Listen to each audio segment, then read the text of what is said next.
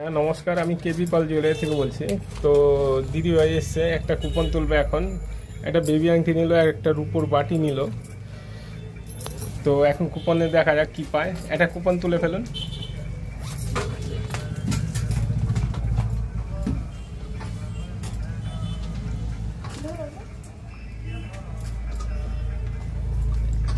Scratch করুন, দেখা যাক কি পায়।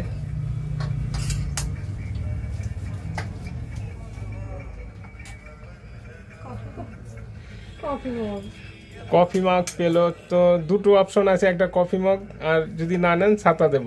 কোনটা? কেসি পালের ছাতা আছে। হ্যাঁ, কেসি পালের ছাতায় নিন দিদি ভাই, কেসি পালের ছাতা পেয়েছে।